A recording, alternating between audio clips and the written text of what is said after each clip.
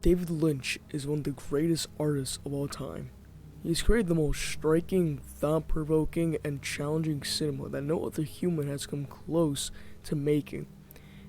And yet, throughout all of his work, the countless hours of dreams, violence, and love, there is one emotion that sticks out from all the rest, that being empathy.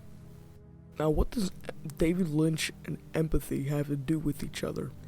David has created some of the most dark, sad, and truly terrifying pieces of cinema ever created, questioning the ideas of life, death, time and space, dreams. He has shown each and every side of the spectrum of emotions that a person faces in their life. So, why is empathy the one emotion that stands out from all the rest? It's a hard question to answer, but throughout his work, there are so many examples of this idea of empathy being the main driving factor of his work. We're going to look through 4 examples of David Lynch's filmography to try and understand what empathy is and how David uses it to try and convey the message of his work. And here is Frederick's mother.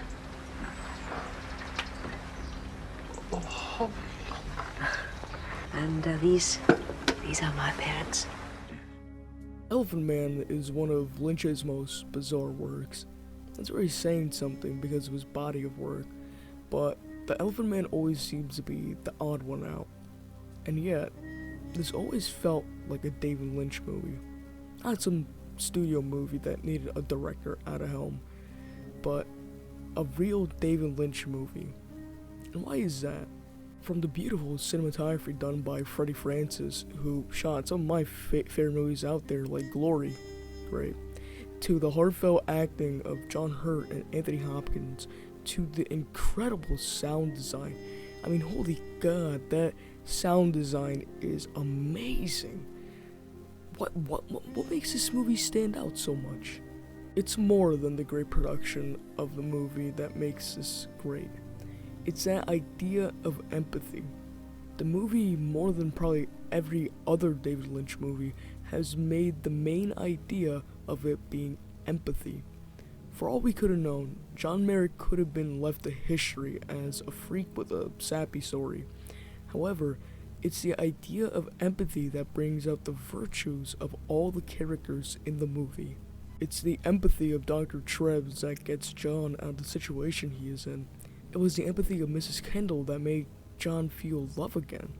It was the lack of empathy that Bites and Porter had that made John feel disturbed and unloved. And it wasn't until John learned to love himself and accept himself that he found his voice and made him believe in himself that he was more than just a monster, more than a freak, but a person, a living, breathing man.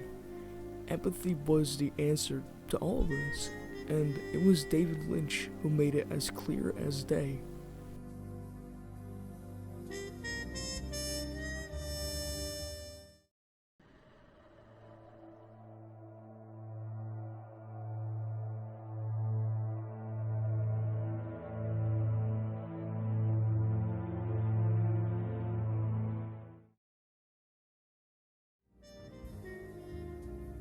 Mulholland Drive, I would argue, is Lynch's most thought-provoking movie. I would hold back on saying it's his best work, air quotes heavily enunciated there. It brings up the most discussion is, well, I'm trying to say here. So, where does the empathy card come in? Well, I think it comes down to 3 specific characters in the movie that we see it the most. Dream Adam, Betty, or Naomi Watts playing the dream, and Diane, Naomi Watts in the reality of the movie. Let's start with the easiest to explain, Dream Adam. Oh, and just to clear up a little bit of confusion that's probably going to lie ahead, I'm going to be referring to Dream Adam as just Adam. So, Dream Adam is the Adam that I'm speaking of right now. And in reality of the movie Adam, the one that's dating Camilla Rhodes and engaged her and whatever, that that guy is just not going to be said, like, at all. I'm not going to refer to him in any way here. So when I say Adam, I'm referring to Dream Adam. So Adam right now is getting absolutely cucked in the movie. I mean, my man has a cheating wife, a failing movie production, and the mob up his ass. And to be fair, it makes sense that in this dream, Adam would be getting screwed over like this. But Lynch plays a card that not many filmmakers would have the balls to with this story. He interjects a little bit, saying, hey, this dream is getting a little too mean to Adam. Let's knock it down a step.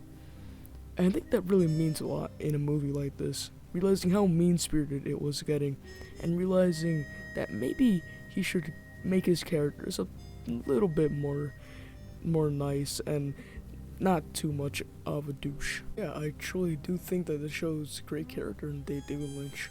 Instead of letting his movie take over and make some of the decisions for him, he says, okay movie, you can do all this, but some parts will be getting a little too out of hand.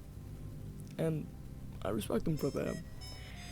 Now let's get on to more complicated sides of this story, with the two sides of both Betty and Diane.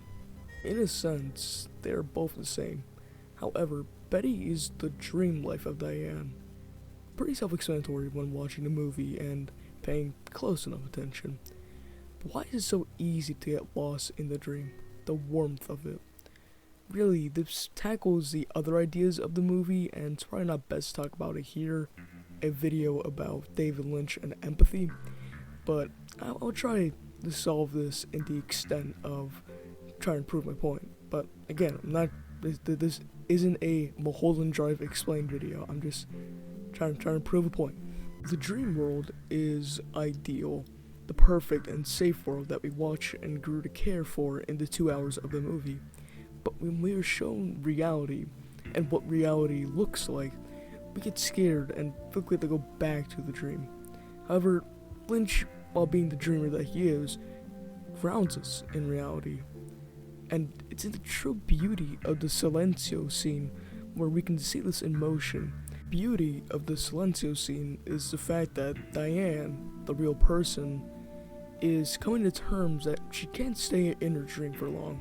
She feels terrible that she is putting a pedestal under the feet of her dreams. And this is where Lynch shows true compassion. While any other filmmaker could have just left her like that in the sad state that she was, Lynch takes us by the hand and shows the person underneath the character. Shows the person that had dreams, aspirations, and talent, but the dark world of Hollywood swallowed her up and shit her out. And instead of ridiculing her for that, Lynch shows us compassion. We feel truly bad for her in the situation that she was put in, and we feel empathy towards her, as any one of us could have been her. And it's made all the more egregious when she commits a heinous crime, and first thing that happens at once she realizes the extent of it is to feel guilt. And Lynch plays every part perfect and shows the different sides of a person who has lost everything.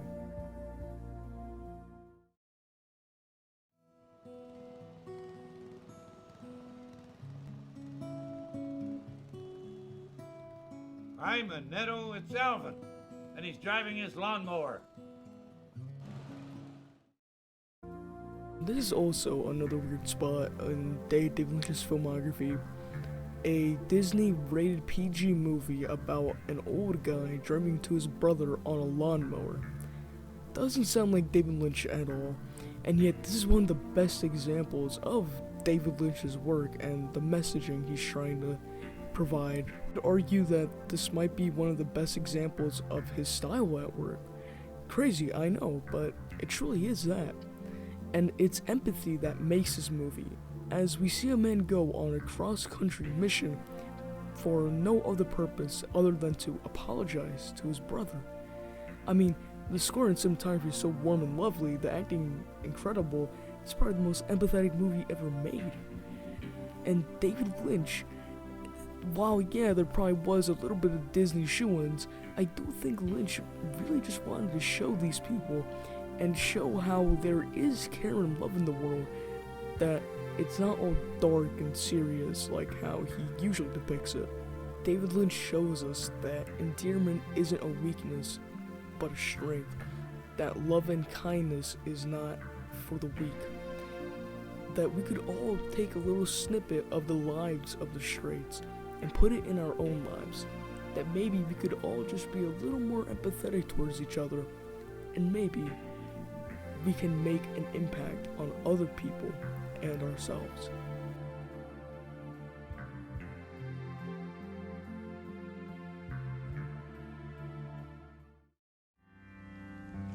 She wore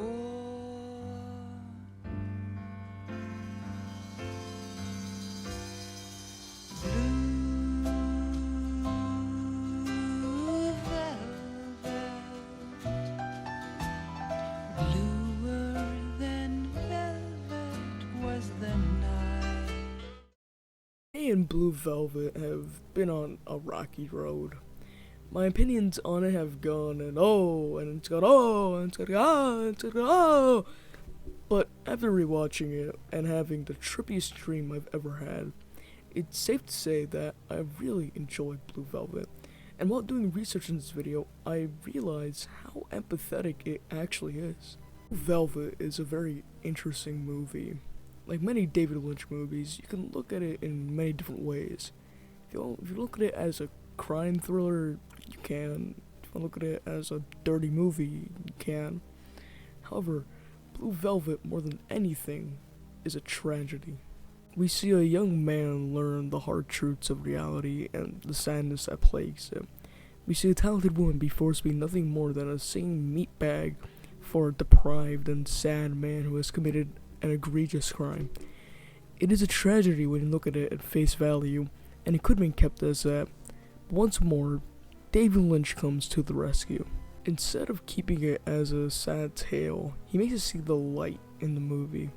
Instead of keeping Dorothy as a sad and disturbed damsel in distress, he makes us see a person who's shackled by the losses of her life, but trying to see the goodness at the end of the tunnel. On the contrary, we see many parallels between Frank and Jeffrey. But while Frank was led astray, Jeffrey pulled through by embracing not his urge to feel the same pleasures as Frank, but by being empathetic and caring and making sure that he does right. And at the end of the movie, the people who end up happy and prosperous are the ones who didn't get tempted into the darkness that lies in suburban life and reality, but by persevering and caring for not only themselves, but for others. And for that, they live happily. David Lynch has, more than anything, proven himself to be not only a genius filmmaker, but a good person. And more than that, a person that sees the value in goodness. It seems saddening that more and more good has started to fade away from people, and yet David Lynch time and time again shows us that the good in people can always persevere in any obstacle, any darkness that might plague us. And of course, this video is very contradictory, because David Lynch himself says that he does not like explaining answers. He doesn't like exploring and looking at every single nook and cranny of a piece of art to try to realize what it means, find the answers. But I just wanted to make this because David Lynch is truly one of the best people and a true example of a good person. And maybe for all this nook and cranny and looking at the tiniest of details, maybe the true answer of this video is that we should all just take a step back and look at the little things of art and realize how big they actually are.